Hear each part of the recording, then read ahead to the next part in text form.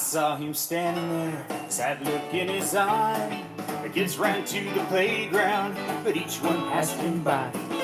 He was just a new kid here, but then I saw his face. My mama's words raced through my mind.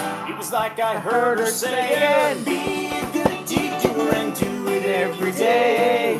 One kind deed will go so far to make this world a better place. Be a good deed doer and you may be surprised.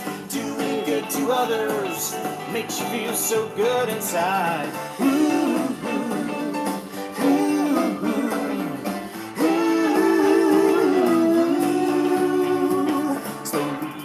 Up to him, I said, what's your name? His eyes began to sparkle and a smile crossed his face. He's not a stranger anymore, now he is my friend. My life has been better, all because my mama said, be a good deed doer and do it every day. One kind deed will go so far to make this world a better place. Be a good deed doer and you may be surprised. Doing good to others makes you feel so good inside. Ooh, ooh, ooh. It makes you feel, makes you feel, it makes you feel so good inside. Makes you feel, I feel good, you feel so good, makes you feel, it makes you feel so good inside. It makes you feel so good. It makes you feel, makes you feel, it makes you feel so good inside. It makes you feel, makes you feel, makes you feel, it makes you feel so good inside. One kind deed will go so far to make this world a better place. Be a good deed doer and you may be surprised. Doing good to others makes you feel so good inside. Be a good deed doer and do it every day. One kind deed will go so far to make this world a better place. Get in here.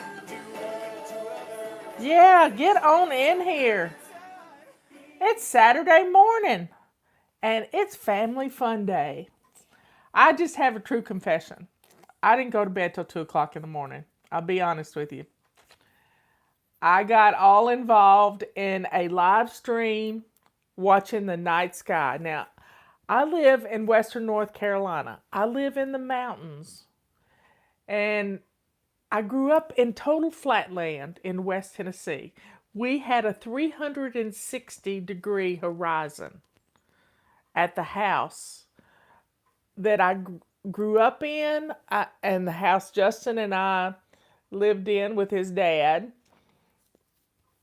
We had this amazing horizon that we could see the night sky from horizon to horizon. It was absolutely beautiful. Well, last night, this weatherman I like to watch, he got his telescope out and just out of the blue pointed his telescope just above the moon.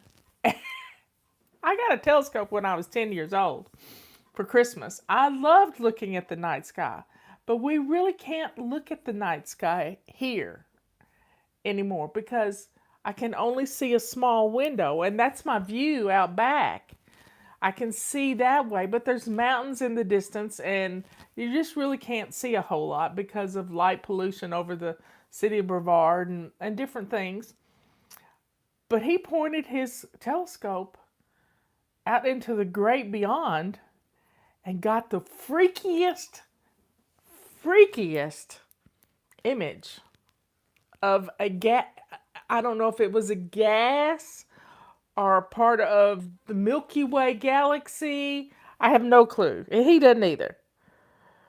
But he was taking pictures, and he's going to blend all the pictures together. Maybe I'll share the picture with you when he gets it up. But I was transported in time to my childhood, looking up at the sky. I mean, it was one of the greatest things in my childhood was to take the telescope, go out on a cold night, wrap up in a blanket, and look up at the sky. I remember looking at Halley's Comet. That wasn't when I was a child. I was an adult at that point. But I remember it. I remember all of it. And it was so kind of cool to just be transported and think about that little sliver of astronomy that just it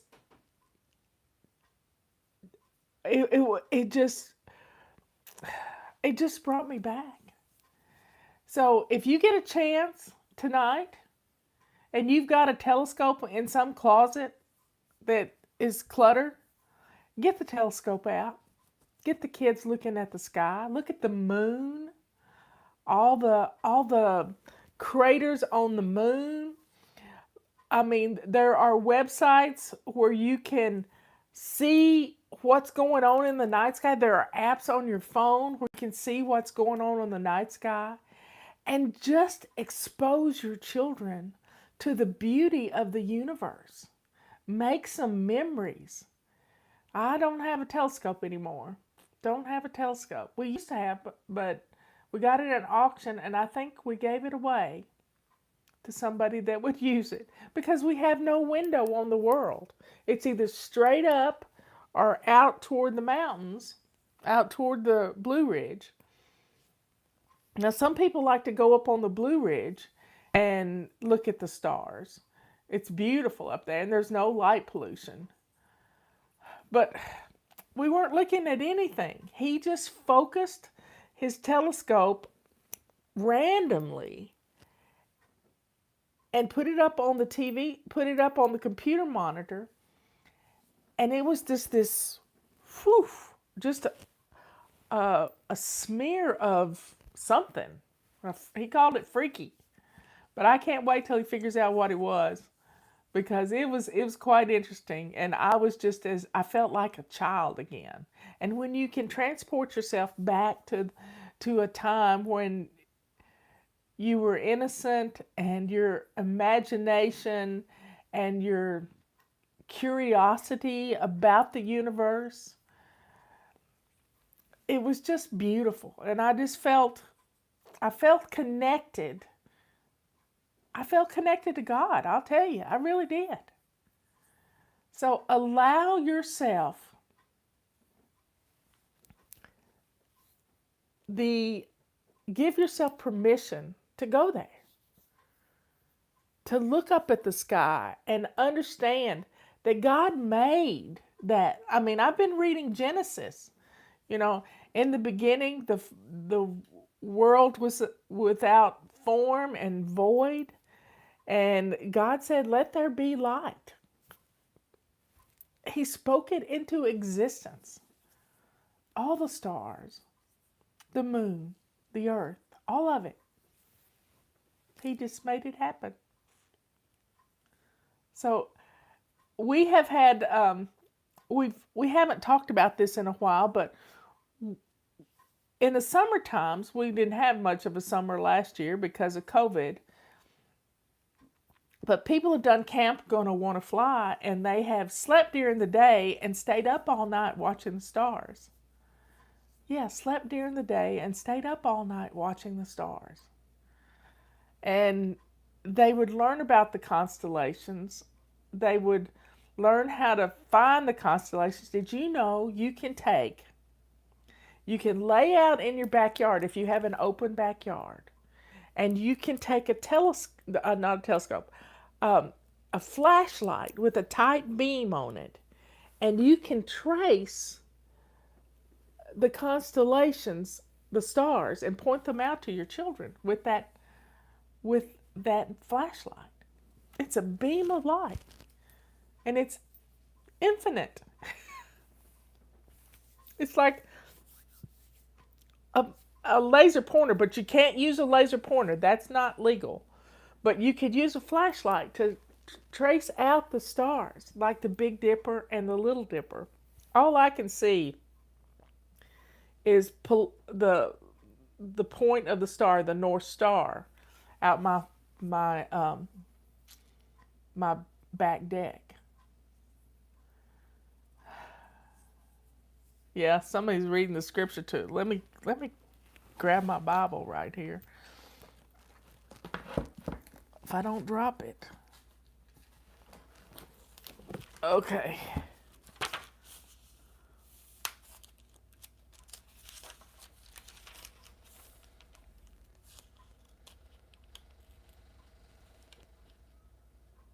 What is that?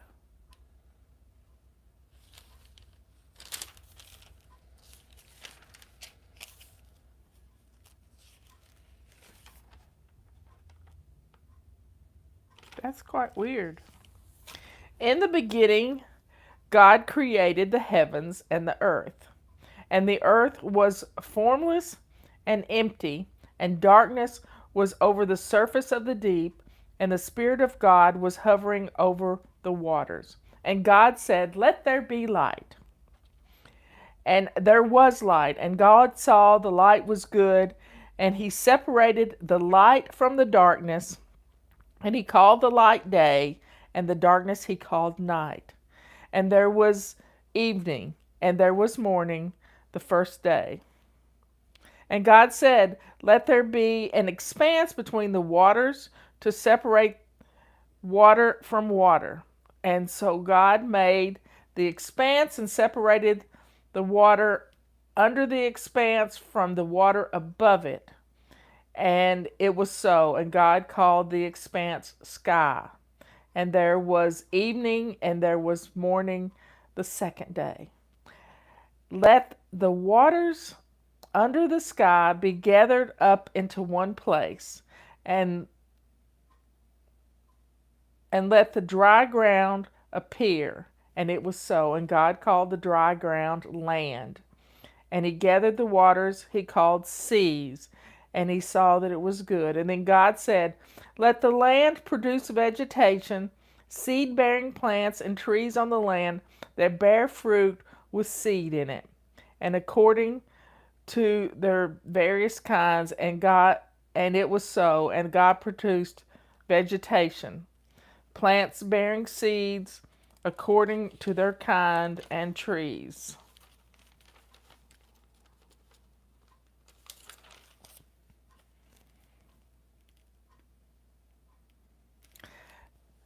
Let's see, verse 16. And God said, "Let there be lights in the expanse of the sky to separate the day from the night, and let them serve as signs to mark seasons, days, and years, and let the lights in the expanse of the sky to give light to the earth." And it was so. And God made two great lights, the greater light to govern the day, and the lesser light to govern the night. And he also made the stars. God set them in the expanse of the sky to give light to the earth, and to govern the day and the night, and to separate light from darkness. And God saw that it was good. And there was evening and there was morning, the fourth day. That's the first 4 verses of the Bible, y'all. God made the heavens and the earth. How beautiful is that? How beautiful. So if you have a telescope hiding out in your clutter somewhere, drag it out. If it's in the attic, get it out. It's springtime. Today's the first day of spring. Enjoy the night sky, even if it's for a few minutes. It'll be good for you. That's really, I was just transported. It was amazing. So today's Saturday, Family Fun Day. I started it out with Saturday in the Park. That was a song from Chicago when I was a teenager. Are you going to go to the park? We live in a park. All we got to do is walk out our front door and we're in a park. So get out into the world. Enjoy a sunbeam today. Happy spring. Celebrate. Celebrate spring. Yeah, it's the equinox, isn't it? Yeah, I think so. 12 hours of sunlight and 12 hours of darkness.